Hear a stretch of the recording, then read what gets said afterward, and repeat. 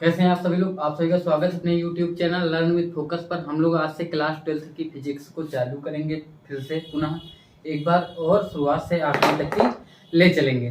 तो एक तो 11th की चल भी रही, साथ साथ में हम लोग 12th भी करते रहेंगे। तो 12th की जो फिजिक्स है, इसमें सबसे पहला आपका चैप्टर है NCERT में मिलेगा वैद्युत आवेश तथा क्षेत्र। हाई स्कूल में आप मोटा मोटी बात कर ली गई थी कि वैद्युत करंट इलेक्ट्रिसिटी के बारे में कैसे उत्पन्न होता है। आप लोग क्लास 11 में गुरुत्वाकर्षण के बारे में पढ़ चुके हैं और आपको ये चीज पता है कि इस नेचर में, इस प्रकृति में, नेचर में क्या है, बहुत सारी ऊर्जा है और वो ऊर्जा आपको दो फॉर्म में, दो रूपों में नजर आती है। जिस नेचर को हम लोग धर्म के रूप में क्या उसको ईश्वर मान लेते हैं कि प्रकृति क्या है, एक ईश्वर है, तो उस नेचर में बहुत सारी ऊर्जा है। धर्म में इसको हम लोग किसका दर्जा दे देते हैं, ईश्वर का। ठीक है, तो इस नेचर में एक ऊर्जा पदार्थ के रूप में आपको दिखती है और दूसरी ऊर्जा आपको विकिरण के माध्यम से, रेडिएशन के माध्यम से आती हुई दिखती है। ऊर्जा क्या आपको पता है, ऊर्जा का मतलब होता है जिसमें कार्य करने की क्षमता हो या जो कार्य को कर सके, वही क्या कहलाती है, ऊर्जा। तो चूंकि आपको पता है विकिरण, जो सनलाइट, जो भी सन से जो अर्थ तक की, सूर्य से पृथ्वी तक की जो भी ऊर्जा आती है धूप के माध्यम से, वो भी क्या कर सकती है, वस्तुओं को गर्म कर सकती है, पानी उबाल सकती है। सोलर, घर में अब तो सोलर पैनल वगैरह भी आते हैं, उनसे हम लोग लाइट को बना भी सकते हैं। तो हमको पता है कि उसमें भी ऊर्जा होती, क्योंकि वो ऊर्जा कई फॉर्म में हम लोग बदल के बहुत सारे काम कराते हैं। अब तो सोलर पंप भी लगने लगे हैं कि जो केवल सोलर पैनल से चलते हैं। सन की लाइट आती है, उस पर पड़ती है और वो बिजली को बनाती है और वो बिजली हमारी मोटर को चलाती है। मोटर चलती है तो पानी निकलता है। मतलब इस तरीके से क्या करते हैं, ऊर्जा के प्रारूपों या उनके स्वरूपों को बदल कर बहुत सारे काम उनसे लेते रहते हैं। तो हमारा कहने का मतलब ये है कि जो सन से जो भी लाइट आती है उसको हम क्या कहते हैं, विकिरण। क्योंकि कोई भी लाइट आती है किसी भी माध्यम से तो कुछ ना कुछ कहलाएगा, तो वो माध्यम क्या कहलाता है, विकिरण या रेडिएशन कहलाता है। इसको हम सनलाइट या हीट या और बहुत सारी चीजें हैं जो इनमें पढ़ेंगे। दूसरा आपको पढ़ेंगे कि जो है पदार्थ, पदार्थ में भी ऊर्जा होती है। कैसे होती है, आपने बहुत सारे फॉर्म में देखी। ये एक पदार्थ में फेंक के मारूं आपको चोट लग जाएगी, तो इसका कार्य कर सकता है। मैं इस भारी चीज को अपने ऊपर रखता हूँ तो ये हमारे ऊपर क्या बल लगाती है, तो हम कह देते हैं कि हाँ इसमें भी ऊर्जा है। तो ये क्योंकि कार्य कर सकती है, तो ये क्या करती है, वस्तु हम पे बल लगाती है। और जब हमने गुरुत्वाकर्षण के बारे में पढ़ा था तो गुरुत्वाकर्षण के बारे में मोटा मोटी बताते कि आप लोगों ने सीखा था कि सामान्यतः न्यूटन ने जब उनके ऊपर सेब गिरा, आपने कहानी पढ़ी कि हाँ उनको क्या समझ में आया कि हाँ पृथ्वी जो है हर वस्तु को अपनी ओर खींचती है। तो जब वो बहुत ज्यादा डीपली और गहराई में गए तो उनको समझ में आया कि ये क्यों खींचती होगी, ऐसा क्या है पृथ्वी के अंदर। तो उनको कुछ नहीं दिखा, तो उनको इतना तो समझ में आ गया कि पृथ्वी के पास क्या अपना मास है, द्रव्यमान है। तो उन्होंने कहा हाँ इसका मतलब जिस वस्तु के पास अपना द्रव्यमान होगा वो अगली द्रव्यमान वाली वस्तु को अपनी ओर खींचेगी। अर्थात ये दोनों भी अपनी एक दूसरे को खींच रहे होंगे, लेकिन इनका द्रव्यमान इतना कम है कि ये सामान्य अवस्थाओं में महसूस नहीं होता है। इसका भी आपने प्रायोगिक प्रेक्षण में देखा होगा कि दिखाया गया था कि एकदम प्रकाशिकी से देखा गया तो बहुत कम दिखाया, लेकिन समझ में हमको तो आ गया कि अगर हैवी मास, बहुत ज्यादा भारी मास हो तो हमको गुरुत्वाकर्षण पता चलता है। जैसे हम लोग अंतरिक्ष में भी जाते हैं तो वहां पे हम भारहीनता का अनुभव करते हैं। आप लोग क्लास 11 में पढ़ चुके हैं कि अर्थात उस वहां पे कोई भी वस्तु नहीं होती, मासलेस होती, इसलिए वहां पे आदमी तैर रहा होता है। तो अर्थ पे चूंकि आपको पता है कि जो गुरुत्वाकर्षण होता है, जितनी भी वस्तुओं में, जो भी इस यूनिवर्स ब्रह्मांड में वस्तुएं हैं, सब में द्रव्यमान है, तो सबके अंदर गुरुत्वाकर्षण का बल पाया जाएगा। फिर आपने देखा था कि गुरुत्वाकर्षण का बल क्या करता है, हमेशा एक वस्तु दूसरे वस्तु को अपनी ओर आकर्षित करती है। अर्थात पृथ्वी चंद्रमा को आकर्षित करेगा तो चंद्रमा पृथ्वी करेगा, पृथ्वी को सूर्य करेगा। और इस प्रकार हमने देखा था कि हमारा पूरा सोलर सिस्टम स्थित है, सौर मंडल सब एक दूसरे को पकड़ के रखे हुए, कोई किसी को जाने नहीं देता। वो हजारों मील, हजारों किलोमीटर, हजारों मील की दूरी, लाखों मील की दूरी पर भी कोई वस्तु हो तो उस पर भी वो फोर्स लगाएगी। तो लेकिन आपने ये देखा था कि जितनी दूरी बढ़ती जाती थी, जो उनके बीच जो फोर्स लगता था, अट्रैक्शन वाला आकर्षण बल, वो धीरे धीरे कम होता जाता, लेकिन लगेगा हर जगह। इस यूनिवर्स में प्रत्येक वस्तु दूसरे वस्तु पर बल लगाएगी, अर्थात वो उसको आकर्षित करेगी। लेकिन आपने ये समझ में आया कि बहुत बड़ी वस्तु पे ही काम करेगा, एक मार्कर दूसरे मार्कर को नहीं खींच सकता था, छोटे मास पे काम नहीं कर सकता। ऐसा भी नहीं कि हमने इस मास से ये नीचे कोई बड़ी वस्तु को ऐसे अपनी ओर खींच के उठा ले, तो ये भी नहीं होता। फिर लेकिन इसके बाद भी बहुत सारी चीजें, बहुत सारी ऐसी घटनाएं होती थी जिनमें भी हमको आकर्षण बल दिखता था। प्रतिकर्षण भी दिखता था। आकर्षण कैसे दिखता था, मैंने बोर्ड पे कुछ भी लिखा तो हमने देखा कि इससे क्या निकलती इंक, और ये इंक क्या बोर्ड पे तो चिपक गई। अब चूंकि बोर्ड पे चिपक गई तो बोर्ड इतना भारी नहीं है, बोर्ड से भी भारी कोई चीज है, तो हमको दिखता है कि अर्थ के पास तो बहुत सारा मास है, तो ये इंक अर्थ क्यों नहीं अपनी ओर खींच लेती है। तो हमको क्या समझ में आया कि इसका मतलब कोई और ऐसा बल है जो हमारे इस मास अर्थात द्रव्यमान से भी ज्यादा शक्तिशाली है। और वो बल क्या करता है, हम बहुत सारे उदाहरण देखते हैं। हम लोग बचपन में उदाहरण देखा कि हम लोग क्या करते, सूखे बालों पे मारकर या कंघी को रगड़ते थे और छोटे छोटे कागज के टुकड़ों की ओर लाते थे, और उनको जब अपनी ओर लाते थे तो हम क्या देखते थे कि अर्थ पे रखा हुआ कागज को भी वो मारकर क्या करता है, कंघी अपनी ओर खींच लेती है। तो हमको यहाँ से एक चीज और स्पष्ट हो गई, क्या कि इसका मतलब एक ऐसा बल है इस नेचर में, इस प्रकृति में एक और अन्य प्रकार का बल पाया जा रहा है जो क्या करता है, गुरुत्वाकर्षण बल से भी बहुत ज्यादा शक्तिशाली। क्यों शक्तिशाली, क्योंकि इतनी भारी पृथ्वी उस छोटे से टुकड़े को अपनी ओर नहीं खींच पाई, और एक कंघी को हमने ऐसे रगड़ा और उसने उसको अपनी ओर उठा लिया। तो हमको एक बात समझ में आई, इसका मतलब नेचर में कोई और एक और बल होना चाहिए।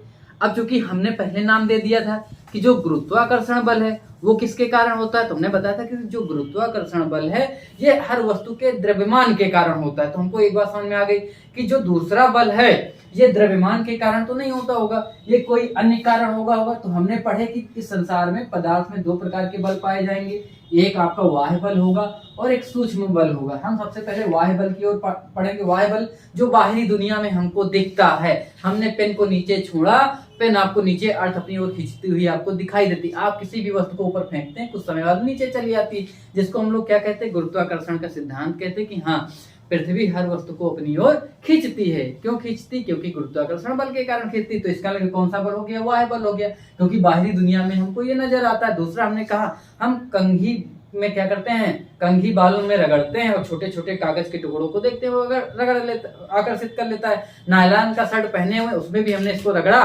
कागज के छोटे छोटे टुकड़ों देखा कि वर्ष से खींच लेता है। तो इसका मतलब ये बल पृथ्वी जो मास के कारण लगाती उससे ज्यादा शक्तिशाली, और इतना शक्तिशाली कि छोटी सी चीज इतनी भारी पृथ्वी से भी ज्यादा बल लगा के खींच लेती। इसका मतलब ये बहुत ज्यादा शक्तिशाली होता होगा, इतना शक्तिशाली कि पृथ्वी जितना बल लगाती उससे कई टाइम्स। तो हमको समझ में आया। दूसरा फिर हमने कहा ये जो दूसरा बल लगता है इस बल को हम क्या कहते हैं, विद्युत चुंबकीय बल कहते हैं। लेकिन कैसे समझ में आया, तो बहुत सारे आज से लगभग 2500 साल पहले बहुत सारे वैज्ञानिक प्रयोग करते रहते थे। एक दार्शनिक थे थेल्स, उन्होंने बहुत सारे पदार्थों को एक दूसरे में रगड़ा और रगड़ रगड़ के वो देखते थे कि उनमें आकर्षण और प्रतिकर्षण का गुण आता था। आकर्षण का गुण क्या, वो जैसे ही मान लीजिए उन्होंने क्या किया, एक अंबर नामक पदार्थ को उन्होंने किससे रगड़ा, अंबर नाम, पहले उन्होंने कांच की छड़ को लिया, कांच की छड़ को उन्होंने रेशम या सिल्क से रगड़ा और लटकाया। फिर उन्होंने दूसरी कांच की छड़ को लिया, उसको भी उन्होंने रेशम से रगड़ा और उसको भी लटकाया। और जैसे ही उन्होंने लटकाया तो उन्होंने देखा कि दोनों छड़ें एक दूसरे से भाग गई। और लेकिन अगर उनको नहीं रगड़ते थे और फिर रखते थे तो दोनों स्थिर रहती थी, उनमें कोई भी परिवर्तन नहीं आता था। तो इसका मतलब उनको एक चीज तो समझ में आ गई कि सामान्य अवस्था में इनके बीच कोई भी बल काम नहीं करता है। जब भाग गई, भागने वाला जब दूर हटती तो इनको कौन सा बल कहते हैं, प्रतिकर्षण बल कहते हैं। सामान्य अवस्था में कोई भी बल नहीं था। उन्होंने देखा कि जब हम केवल इसको रेशम से रगड़ रहे हैं तब इसके अंदर ये विशेष गुण आता है। फिर उन्होंने क्या किया कि एक आभूनस की छड़ को लिया, उस आभूनस को उन्होंने किससे रगड़ा, बिल्ली की खाल से रगड़ा, उसको भी लिया लटकाया, एक कांच की छड़ को रेशम से रगड़ के लटकाया, दोनों को देखा तो इस बार वो भाग नहीं रही थी, दोनों एक दूसरे को आकर्षित कर रही थी। तो उन्होंने कहा बल तो दोनों दशाओं में लग रहा है, लेकिन ये पृथ्वी की तरह नहीं है कि केवल द्रव्यमान के कारण वस्तु को अपनी ओर आकर्षित करे। ये क्या करती है, ये वस्तु को आकर्षित भी करती है और प्रतिकर्षित भी करती। तो इनको समझ में आया कि एक ऐसा बल है जिसमें दो प्रकार के हैं, एक तो ये वस्तु को आकर्षित भी कर सकती, दूसरा प्रतिकर्षित भी कर सकती। लेकिन अब उनको समझ में आया कि ऐसा क्या होता है कि जब हम रगड़ते हैं तो इसके अंदर क्या चीज आती है। तो आपको पता है उन्होंने इसका नाम दिया आवेश। आवेश का कहने मतलब आवेश का शुद्ध नाम होता है, हम लोग कहते हैं शक्ति। आवेश की पर्यायवाची क्या होती है, शक्ति। तो अभी सामान्य सी बात है कि अगर उन्होंने रगड़ा, इसको भी रगड़ा, देखा एक दूसरे भगा दिए, फिर एक कांच की छड़ को रेशम से रगड़ा, लटकाया, आभूनस को बिल्ली खाल से रगड़ा, लटकाया, आकर्षित कर गए। तो इसका मतलब सीधी बात, इसके अंदर कोई ना कोई तो शक्ति है, पहले वो शक्ति नहीं थी, जब रगड़ने के बाद वो शक्ति आती, उन्होंने कहा इसके अंदर एक ऐसी शक्ति आ चुकी है जिसको हम लोग कहते हैं चार्ज हो गया है। ये क्या हो गई? चार्ज। इसी के कारण दोनों एक दूसरे को, जब दोनों कांच की छड़ होती थी रगड़ के रखते थे तो प्रतिकर्षित करती थी, एक आबूनस की होती थी, कांच की होती थी तो आकर्षित करती थी। तो ये आवेश कहने का मतलब ही क्या? आवेश का मतलब होता शक्ति, अर्थात ये इनके अंदर कोई आवेश आ गया, कोई शक्ति आ गई है जो क्या करती है, कभी वस्तु को आकर्षित करती है और कभी वस्तु को प्रतिकर्षित करती है, या छोटे छोटे कागज के टुकड़ों को अपनी ओर उठा लेती है। तो इसलिए इसका क्या नाम दिया गया? इसका नाम दिया गया आवेश। इसके कारण, और इस बल को क्या कहा गया? विद्युत कहा गया। क्यों कहा गया? अच्छा, विद्युत कहने का कारण क्या था, मैं विद्युत को समझाता हूँ। इन्होंने कहा ठीक है ये होता है। फिर इन्होंने देखा कि जैसे बादल गरजते हैं, बादल जब गरजते हैं तो उसमें चमक उत्पन्न होती है, जिसको हम सामान्य भाषा में क्या कहते हैं? विद्युत कहते हैं, अंग्रेजी में इलेक्ट्रिसिटी कहते हैं। फिर हम देखते हैं कि अच्छा वहां पे ये था, भी हम पत्थर को रगड़ते हैं, पत्थर में भी हम देखते हैं कि चिंगारी निकलती है, या किसी भी वस्तु को रगड़ते हैं तो हम देखते हैं उसके अंदर चिंगारी निकलती है, और आसमान में जो बिजली कौंधती है उसमें भी क्या होती है? चिंगारी निकलती है। तो जब फ्रैंकलिन ने सोचा कि क्या वो जो वहां चमक उत्पन्न होती है और जो पत्थर में रगड़ने के कारण उत्पन्न होती है, क्या दोनों एक ही है कि अलग है? क्योंकि दोनों में विद्युत उत्पन्न हो रही है। तो अब इसके लिए उन्होंने प्रयोग किया, आपको बहुत रोचक प्रयोग है। उन्होंने क्या किया? पतंग को उड़ाया, और पतंग को उड़ाया, वो कहां तक उड़ाते हुए ले गए? बादलों तक की पतंग को उड़ाते हुए ले गए, और वो इंतजार करने लगे कि मौसम कब खराब हो और वहां चमक उत्पन्न हो। क्योंकि यहाँ पे क्या होता था कि जैसे ही यहाँ रगड़ उत्पन्न करते थे, हाथ में कभी कभी झटका लगता था, जिसको किसके कारण हम लोग कहते थे? आवेश के कारण। दैनिक जीवन में बहुत बार ऐसे होता है कि कभी हम किसी वस्तु को छूते हैं और अचानक हमको झटका लग जाता है, हल्का सा महसूस होता है, तो किसके कारण होता है? वो शक्ति के कारण। उसको हम क्या कहते हैं? आवेश नाम देते हैं। जब उन्होंने वो प्रयोग करना चालू किया तो कुछ भी नहीं हुआ, लेकिन फिर एक बार कर रहे थे, फिर उन्होंने उस बार क्या किया कि जब पतंग उड़ाना चालू किया उस पर एक धातु लगा दी, और नीचे यहाँ पे गुच्छा पकड़े हुए थे उड़ाने के दौरान।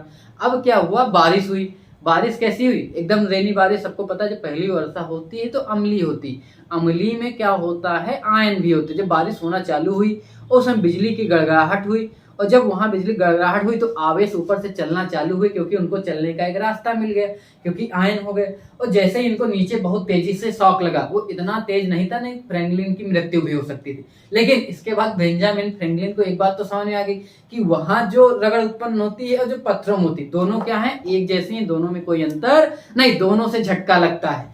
तो ये बात इनको जब समझ में आई तो इन्होंने कहा हाँ, इसका मतलब दोनों क्या है? विद्युत हैं। दोनों क्या है? विद्युत। तो इसी के कारण इसको क्या कह दिया गया? विद्युत। चुंबकीय अभी हम इसलिए नहीं बता रहे क्योंकि आने वाले समय में आपको पता होगा कि जब फैराडे ने अनुभव किया, फैराडे के बाद आपने ओरेस्टेड के प्रयोग सुने, ये आप क्लास हाई स्कूल में भी पढ़ चुके हैं कि जब आवेश को स्थिर रखते थे तो केवल वैद्युत प्रभाव दिखाता था, और आवेश जब गतिमान हो जाता है तो चुंबकीय प्रभाव दिखाता है। इसीलिए अब ये दोनों को मर्ज करके पढ़ा जाने लगा। इसको हम लोग क्या कहते हैं? विद्युत चुंबकीय बल कहते हैं। क्यों? क्योंकि ये क्या करती थी? बाहर रखी चुंबकीय सुई को हिला भी सकती थी, तो ये चुंबकीय गुण को दिखाती थी, और दूसरी वस्तु को आकर्षित भी कर सकती थी, प्रतिकर्षित कर सकती थी, तो वैद्युत बल भी दिखाती थी। इसलिए इसको हम वैद्युत चुंबकीय बल भी, इलेक्ट्रोमैग्नेटिक फोर्स भी कहते हैं। इसके बारे में अध्ययन हम आने वाली क्लासों में करेंगे। आज केवल क्या पढ़ेंगे? स्थिर आवेश। जो इस आवेश स्थिर है वो क्या क्या प्रभाव दिखाते हैं। तो हमको ये समझ में आया कि ये विद्युत किसके कारण, विद्युत बल किसके कारण दिखाता है? आवेश के कारण। केवल विद्युत बल स्थिर आवेश के कारण दिखाएगा, और जब ये आवेश चलने लगते हैं तो ये विद्युत के साथ चुंबकीय बल को भी दिखाते हैं। तो केवल जब स्थिर आवेश होगा तो आप वैद्युत बल की घटनाएं पढ़ेंगे, और जब आवेश चलने लगे तो वैद्युत बल के साथ चुंबकीय गुण भी दिखाना चालू करता है। तो यहाँ तक कि हमको समझ में आ गई। उसके बाद बात ये हुआ कि फिर उन्होंने आवेशों के नामकरण कैसे दिए। कहा गया कि आवेश जो होते हैं, आवेशों में उन्होंने देखा कौन सा गुण होता है? आकर्षण का भी गुण होता है, प्रतिकर्षण का होता है। गुरुत्वाकर्षण में केवल कौन सा गुण होता है? आकर्षण का होता है। और फिर गुरुत्वाकर्षण से कई गुना, हजारों गुना ज्यादा शक्तिशाली कौन सा होता है? विद्युत बल होता है। क्यों? क्योंकि हमने देखा छोटे से कागज को भी अपनी ओर खींच लेता है गुरुत्वाकर्षण का बल, जो उसको रोक नहीं पाता। आवेशों का नामकरण करने का कारण क्या था? क्योंकि हमने देखा जब भी हम इन दोनों पास में लाते थे, रगड़ के लाए, प्रतिकर्षित किया, फिर रख दिया पास में, उसके बाद दोबारा ये गुण को पुनः नहीं दिखा पाते थे। अब कब दिखाएंगे, जब हम फिर से रगड़ेंगे। तो एक बात तो समझ में आ गई कि इनको ये केवल एक बार गुण को दिखाता है। इसका पास में लाने के बाद ये जो इनके अंदर आवेश की शक्ति होती है, आवेश एक दूसरे को निरस्त कर देते हैं, खत्म कर देते हैं। उसके बाद इनके अंदर का ये गुण क्या होता है, समाप्त हो जाता है।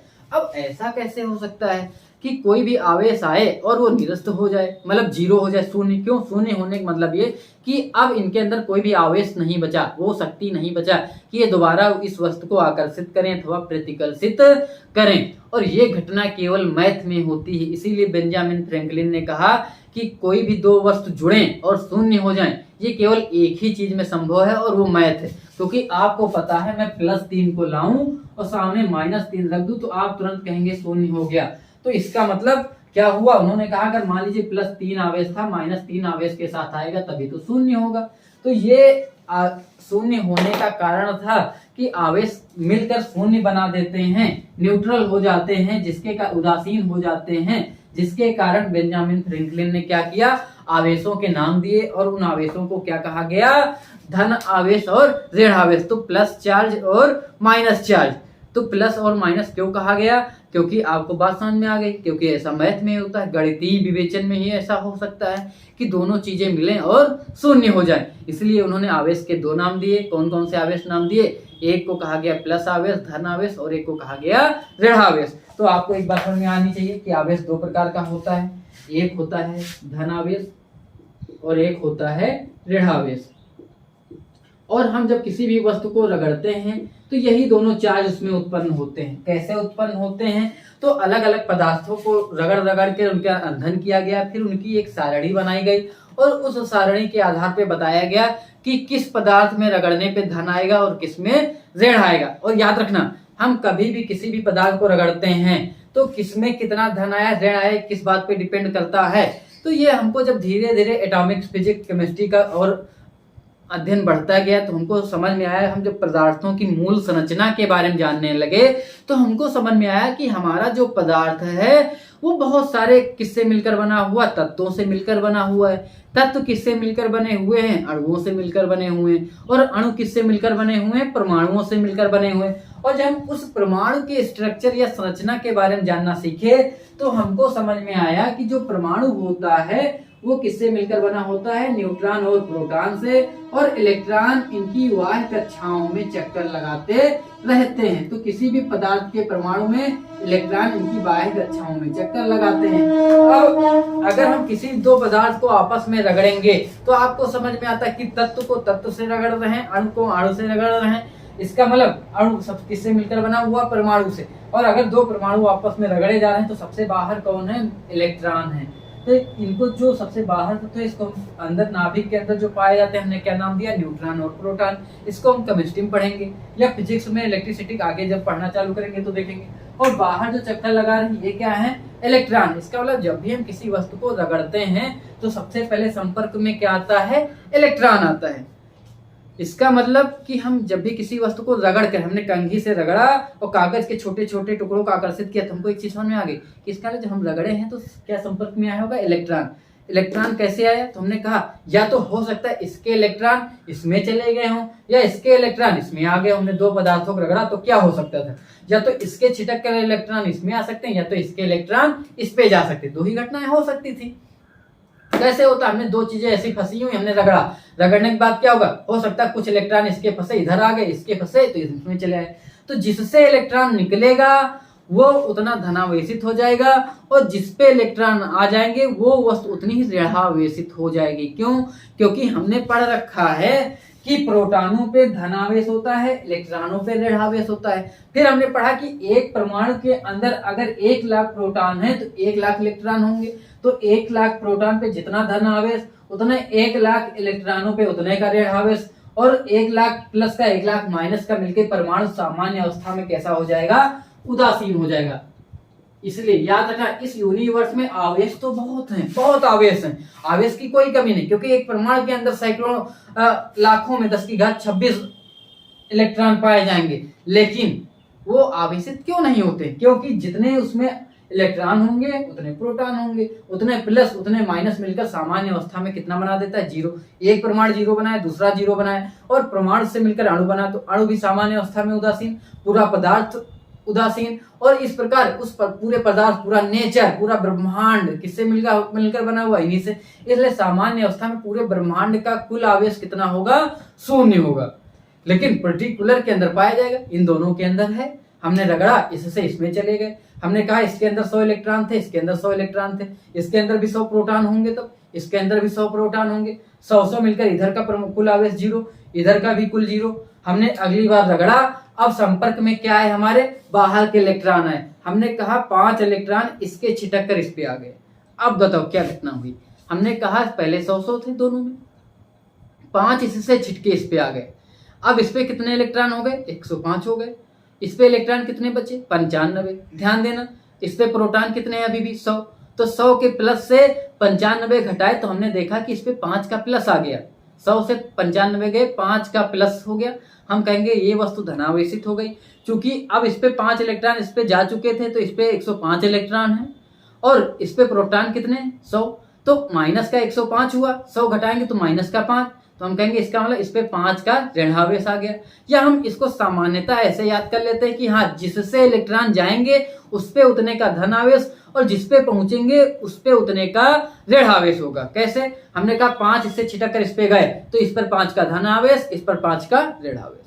हमने कहा इससे 10 छिटक कर इस पर चले गए तो इस पर 5 का धनावेश, इस पर 5 का ऋणावेश। और हमने कहा अगली बार हमने रगड़ा, उल्टा हो गया। हमने कहा इस बार क्या हुआ कि 5 इस पे आ गए तो इसका 5 पे इस पे ऋणावेश हो गया, 5 पे इस पे धनावेश हो गया।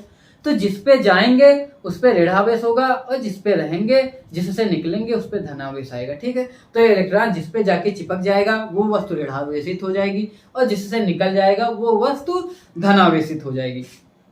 तो दोनों गुण हो सकते थे। यहाँ तक कि हमको चीजें समझ में आई। हमने आवेशों का नामकरण क्यों किया ये भी हमको समझ में आया। तो आवेश 2 प्रकार के होंगे, याद रखिएगा। फिर क्या होता है कि जो धन सामान्यता प्लस प्लस एक दूसरे को क्या करता है, प्रतिकर्षित करेगा।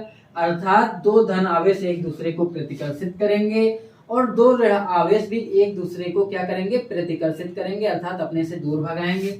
लेकिन 1 प्लस और 1 माइनस एक दूसरे को क्या करेगा, आकर्षित करेगा।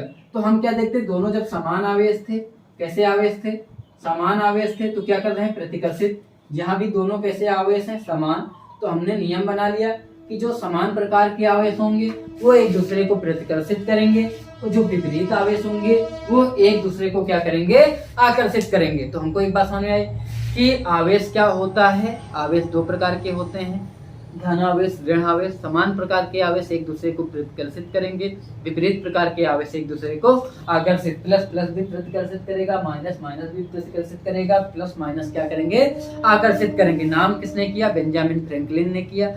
फिर इसके बाद आवेश को हम दिखाते किससे हैं, अब इसके बारे में जानना सीखेंगे। हमने कहा आवेश किसके कारण उत्पन्न होता है, इलेक्ट्रॉनों के कारण।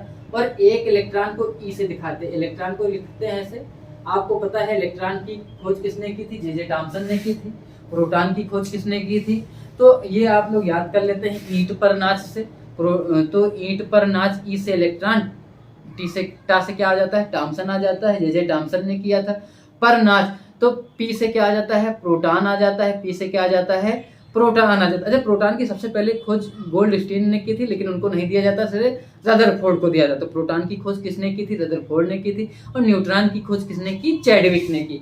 तो जो इलेक्ट्रॉन छिटकेगा तो यही छिटकने के कारण वस्तु क्या होती है, आवेशित होती है। और छिटकने मतलब क्या, हम जब वस्तु को रगड़ते हैं तो रगड़ने के कारण किसी भी वस्तु में शक्ति आती है, इसलिए इसको हम घर्षण विद्युत शक्ति कहते हैं। क्यों, क्योंकि घर्षण के कारण वो विद्युत वाली शक्ति किसी भी वस्तु में आती है, इसलिए हम इसको कौन सी शक्ति कहते हैं, घर्षण विद्युत शक्ति। तो आपको समझ में आ गया कि हम किसी वस्तु को विद्युतमय अर्थात उसको आवेशित कर सकते हैं। पहला तरीका हमारा क्या है, यही कि हम बाई रबिंग अर्थात हम एक वस्तु को दूसरे वस्तु पर रगड़ कर आवेशित कर सकते हैं, जिसको हम घर्षण विद्युत शक्ति भी कहते हैं। तो ये क्लियर हो गया आपको, मैं आशा करता हूं। इसको हम क्या कहते हैं, वाह्य बल। अच्छा, सूक्ष्म बल के बारे में मैं जानकारी दे दूं। जब आप एटम के अंदर के अध्ययन करना चालू करेंगे तो आप क्या देखेंगे, जो एटम के अंदर जो एक ऐसी दुनिया है जिसके अंदर जा नहीं सकते, आप एटम के अंदर नहीं जा सकते, इसीलिए इसको क्या कहा जाता है, सूक्ष्म। सूक्ष्म बल माइक्रोस्कोपिक बल कहते हैं, जिसके कारण क्या होता है, कभी कभी जब जुबान में भी लकवा मार जाता है, तो स्ट्रांग न्यूक्लियर फोर्स जो है वो क्या होता है, नाभिकीय बल। तो जो नाभिकीय बल है ये क्या कहलाता है, ये दो प्रकार का बल होता है, एक वीक न्यूक्लियर फोर्स होता है और एक स्ट्रांग न्यूक्लियर फोर्स होता है। तो जो नाभिकीय बल है इनके बारे में अध्ययन हम आगे के जब चैप्टर करना चालू करेंगे तब करेंगे, और अभी केवल सूक्ष्म बल माइक्रोस्कोपिक बल के बारे में जब हम अध्ययन करते रहेंगे फिर देखते रहेंगे, ठीक है। अब आगे की ओर हम और आगे बढ़ते हैं। ये आपका क्लियर हो गया, वैद्युत आवेश कितने प्रकार के होते हैं, weak nuclear force, strong nuclear force के बारे में पढ़ लिया। अब हम लोग विद्युत सारणी में हम लोग देखते हैं कि जो आवेश हमेशा जोड़ी, याद रखना किसी भी चीज को रगड़ते हैं अगर एक प्लस एक माइनस तो हमेशा कैसे उत्पन्न होता, आवेश हमेशा जोड़ी में उत्पन्न होते। एक जितना एक पे प्लस हुआ होगा उतने दूसरे में माइनस हुआ होगा, 5 का प्लस तो 5 का माइनस, मिले निरस्त हो गए शून्य।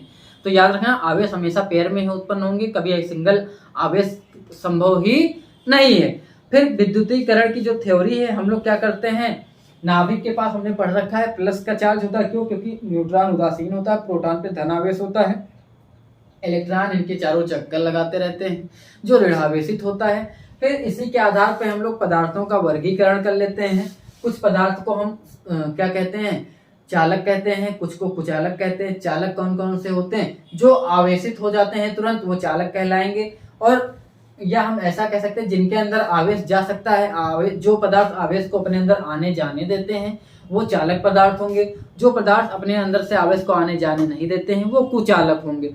तो जीवन में सुचालकों की भी बहुत जरूरत है और कुचालकों की भी बहुत जरूरत पड़ती है। सुचालक कैसे, आपको पता है कि आपके पावर हाउस से घर तक जो लाइट आती है तो ये कैसे आती, तो आपको पता है तार से आती है। तार तो विद्युत का सुचालक होता है क्योंकि ये आवेशों को आने देता है। लेकिन ऐसे तो होता नहीं कि हमको घर के अंदर भी वायरिंग करनी है, या बीच में खंभे गड़े हुए होते हैं उनसे आवेश अर्थ में जा सकता है, क्योंकि आवेशों को पता है, आपने हाई स्कूल में पढ़ रखा है कि आवेशों को अंततः वो जाना कहाँ चाहते हैं, अर्थ में। क्यों, क्योंकि उनका अर्थ का विभव कितना होता है, शून्य होता है। इसके बारे में जो अभी आप आगे फिर से पढ़ेंगे तो फिर से रिवीजन होगा। तो आवेश नीचे जा सकते थे, तार मतलब हम ऐसे सामान्यता कहें तो करंट जो है खंभे से उतर सकती थी, जिसके लिए हम क्या करते हैं, चीनी की बड़ी बड़ी मिट्टी के अंदर से वायर को गुजारते फिर आगे ले जाते कि कोई भी तार जो है सीधे संपर्कित ना हो, कि वो सारी करंट जो है अर्थ में उतर जाए या सारे इलेक्ट्रॉन जो है पृथ्वी के अंदर चले जाएं। इससे बचाने के लिए हम क्या लगाते हैं, बीच में कुचालक पदार्थों को लगाते हैं। घर के अंदर भी वायरिंग करते हैं तो हम देखते हैं कि कॉपर का तार, एल्युमिनियम का तार, कॉपर एल्युमिनियम का तार सस्ता पड़ता है, लेकिन सबसे अच्छा सुचालक कौन होता है, चांदी होता है। चांदी बहुत महंगी होती है, संभव ही नहीं कि कराया जाए। लेकिन कुछ भी सेमीकंडक्टर वगैरह बने होते हैं जिनमें मतलब कुछ ऐसे पदार्थ घर में जो होती हैं जो महंगी महंगी, सॉरी सेमीकंडक्टर नहीं, जो घर के अंदर स्विच बोर्ड वगैरह आते हैं जो महंगे, जो आलीशान बंगले वाले होते हैं, वो लोग क्या करते हैं उनके अंदर ऊपर पॉलिश होती है चांदी वगैरह की, तो ऐसे भी यूज करते हैं। नहीं तो सामान्यतः हम लोग एल्युमिनियम के तार घर में यूज करते हैं, या थोड़ा पैसा ज़्यादा खर्च करते हैं तो कॉपर की वायरिंग करवा लेते हैं। इसमें क्या होता है, लेकिन उसके ऊपर हम क्या लगाते हैं, हम देखते हैं कि हमको तार को मोड़ मोड़ के ले जाना है पूरे घर में, तो उसके ऊपर प्लास्टिक का कवर होता है। प्लास्टिक क्या होती है, कुचालक, जो अंदर के आवेश को बाहर जाने नहीं देता, और हम उसको हर जगह मोड़ मोड़ के ले जाते हैं। जैसे टंकी छत पे रखी हुई, पानी को हमको कहीं भी ले जाना है तो हम पानी को पाइप लगाते हैं प्लास्टिक का, जो क्या करता है पानी को इधर उधर जाने नहीं देता है, हम मोड़ मोड़ कर उसको कहीं भी ले जा सकते हैं। तो इस कारण जितना आपको सुचालकों का महत्व है उतना ही जीवन में कुचालकों की भी जरूरत पड़ेगी, क्योंकि ऐसे आपकी धारा या करंट आपके घर तक नहीं पहुंच सकती थी जब तक ये कुचालक ना होते। इस कारण महत्व दोनों का है। आप ये ना सोचिए कुचालक इनकी हमारी कोई जरूरत नहीं है। तो जो सुचालक होते हैं, जिन आवेशित कणों को अपने अंदर आने जाने देते हैं, सुचालक कहलाते हैं। सुचालक क्या होती है, जैसे धातुएं हो गई, सोना चांदी हो गया।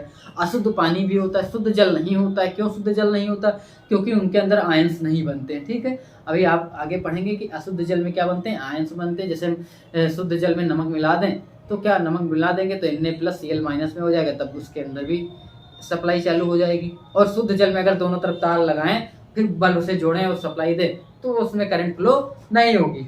लेकिन अशुद्ध जल है तो ये प्रयोग आप लोग घर में बैठे कर सकते हैं। फिर कुचालक आवेशित कण जिनमें प्रवाहित नहीं हो सकते कुचालक कहलाते हैं। शुद्ध पानी हो गया, अधातुएं हो गई, प्लास्टिक हो गई, लकड़ी हो गई, रबर हो गई। ये दैनिक जीवन में आप देखते हैं। तार घर में लोग कटिया वटिया फंसाते थे, क्या होता था कि तार बिजली नहीं आ रही तो खंभे पे जाके तार हिलाते थे, सरिया लेके तो नहीं जाते थे कि कामधेनु और उसकी सरिया लेके पहुंच जाए। तो वो क्या लेके जाते थे, सूखी लकड़ी को ले जाके हिलाते डुलाते थे। तो ये आपको ये दुनिया याद होनी चाहिए कि हम क्या अध्ययन करेंगे।